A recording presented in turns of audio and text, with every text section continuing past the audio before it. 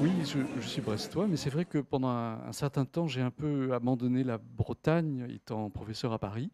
Mais je suis redevenu breton par cette histoire de la Bretagne, donc c'est une sorte de retour aux sources.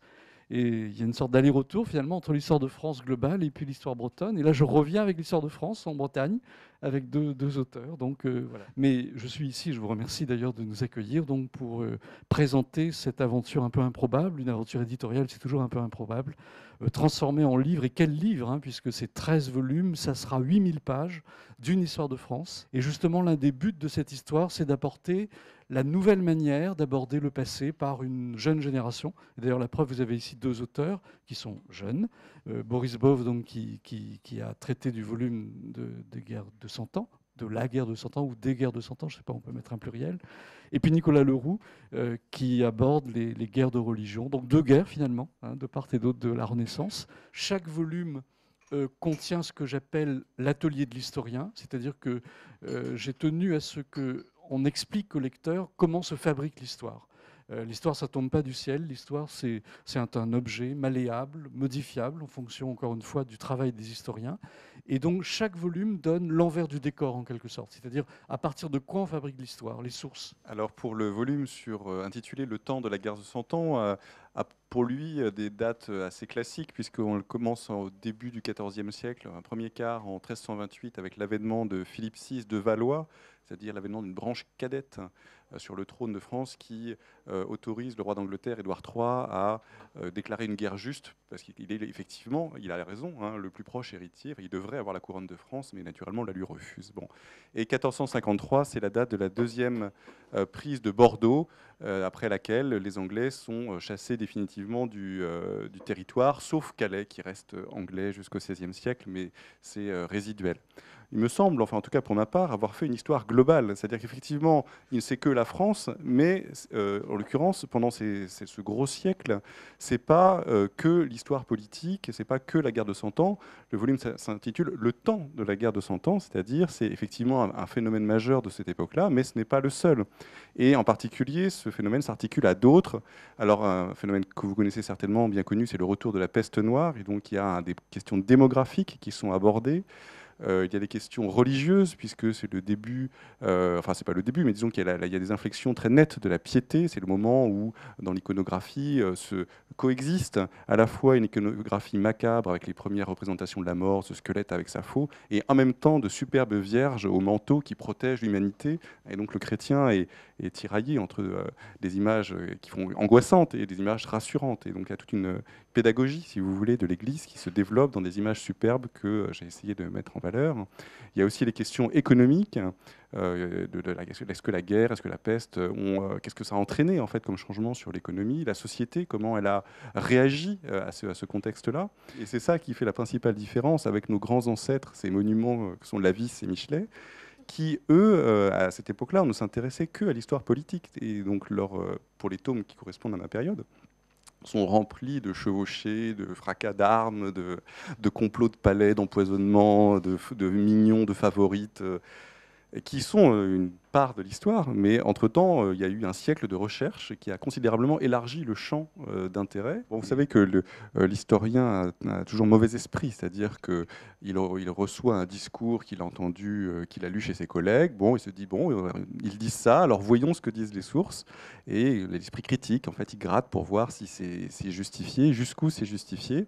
Et là, en l'occurrence, les périodes des 14e et 15e siècles, pour simplifier, vu de loin, on voit la guerre de 100 ans, la peste, la crise économique, le schisme.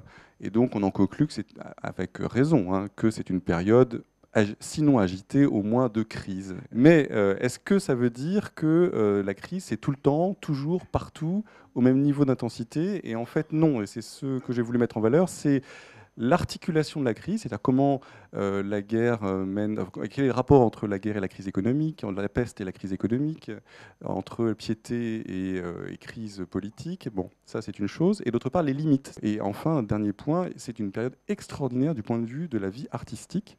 Pourquoi ? Et vous le voyez à travers l'illustration, hein, c'est manifeste. Parce que c'est une grande période pour la vie de cour, qui est très très brillant. Le volume qu'on m'a confié, c'est le volume donc, qui est intitulé Les guerres de religion, avec une chronologie qui, si vous le voyez d'ici, n'est pas exactement peut-être celle à laquelle vous pourriez vous attendre, puisqu'on a eu le souci aussi de décaler certaines attentes chronologiques, de casser des coupures, des dates qui ont l'air d'être des fins normales de l'histoire, alors qu'en fait les dates sont toujours relatives, on va dire. Et donc là, on a choisi de traiter dans ce volume la période 1559, la mort d'Henri II, vous savez, ce roi chevalier qui meurt en tournoi après avoir reçu une lance dans l'œil, un peu bêtement. Dernier tournoi de l'histoire de France. 1559, mort d'un roi chevalier et qui laisse des petits garçons qui vont se succéder sur le trône de France, François II, Charles IX, et puis une femme, une veuve, Catherine de Médicis, que vous connaissez, qui se trouve dans une situation face au pouvoir extrêmement difficile. Donc 1559, moment d'ébullition religieuse, de vide du pouvoir, et 1629 comme fin des guerres de religion, et non pas 1598 comme on y pense a priori. L'édit de Nantes, on a le sentiment que c'est une histoire qui s'arrête, un siècle qui se termine, c'est presque 1600, c'est pratique.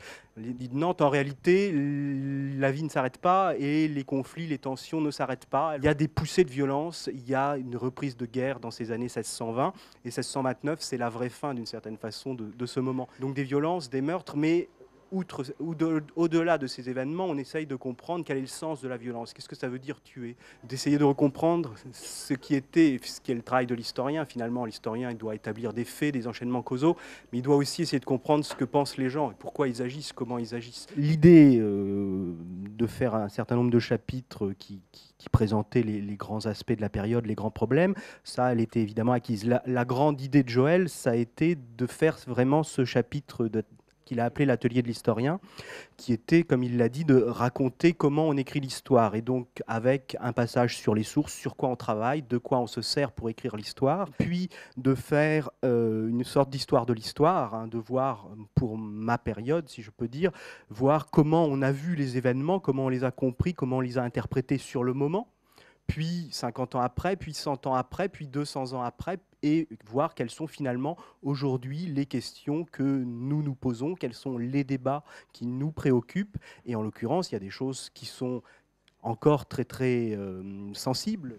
Alors pour les sources, pour la fin du Moyen-Âge, elles sont assez abondantes, ce qui n'est pas le cas forcément pour les périodes antérieures. Là, désormais, la palette est quasi complète, puisque ça va de l'archéologie jusqu'aux sources écrites, aux chroniques. Et c'est peut-être, si on devait caricaturer, je dirais que la principale différence avec la génération des années 60-70, qui était l'histoire triomphante, parfois souvent marxiste, avec des vérités bien stables, des systèmes très bien construits. C'est les premiers que j'ai lus d'ailleurs. Et donc en essayant de les interroger, est-ce que ça marche toujours Et de temps en temps, non quand même. J'ai l'impression que les sources sont un petit peu forcées, vous voyez, pour que ça rentre dans le moule. Pour ma part, j'ai eu l'impression d'essayer de faire une histoire respectueuse des sources, quitte parfois à pas donner de solution. Il y a des choses contradictoires et j'ai des hypothèses, mais j'ai pas de certitude en fait. Alors, effectivement, là, ça a été c'est un peu une Rolls des illustrations, hein, ces livres, parce qu'il y a 600 pages environ, il y a 130 illustrations couleurs.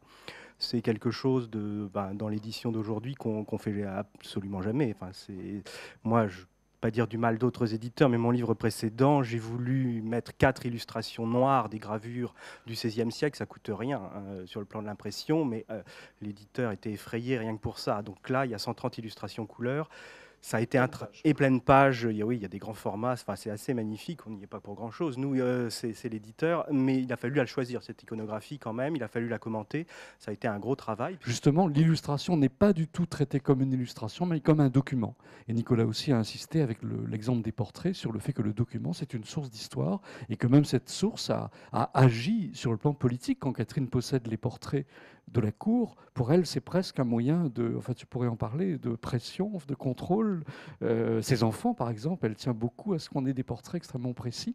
Ben voilà un exemple, je crois, de document, action en quelque sorte. Chaque volume comporte entre 10 et 20 cartes, et des cartes totalement originales, qui ont été fabriquées par la Maison Belin, d'ailleurs, hein, par une cartographe spécialisée. Pour les guerres de religion, pour la première fois, une visualisation vraiment cartographiée des 8 guerres de religion, puisque vous savez sans doute, entre 1562 et 1590, c'est une des périodes les plus complexes de l'histoire de France.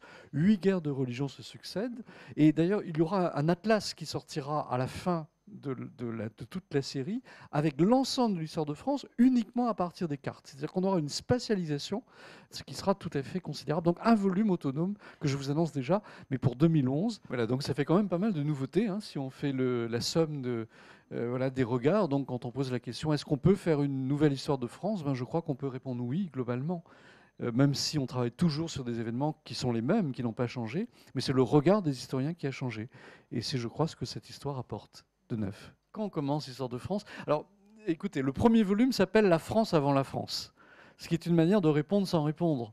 Voyez, mais la France avant la France, on a décidé de la faire commencer avec Clovis. Donc on n'aura pas nos ancêtres les Gaulois, on en est un peu désolé, mais on commence donc au 5e siècle, hein, c'est-à-dire en gros à la fin de l'Empire romain. Ça nous paraît un début plausible, si vous voulez. On commence à avoir quelques sources, et encore, ce sont les âges obscurs, enfin Boris pourrait en parler mieux que moi. Mais voilà, donc ça commence, si vous voulez, au 5e siècle, et ça se termine en 2005. Je précise que les auteurs du dernier volume, qui vont paraître en mars, hein, donc bientôt, sont deux. Michel Zancarini, qui est une dame, qui est spécialiste de ce qu'elle appelle les années 68, 1968, donc vous voyez, c'est pas si vieux que ça. Et puis Christian Delacroix, qui est un grand spécialiste du XXe siècle. Donc c'est eux qui font le dernier volume, 1945-2005. Donc vous voyez, on aura donc en 13 volumes un panoramique et un panorama de l'histoire de France de Clovis à Chirac. Chaque volume est indépendant, c'est-à-dire que vous voyez, d'abord c'est un auteur, quand vous lisez le Boris Bove, ben, il est totalement autonome, c'est-à-dire que 1328, 1453, ça forme un ensemble. Donc chaque volume est solitaire, mais chaque volume est aussi solidaire, c'est-à-dire que tous apportent un projecteur particulier sur leur période.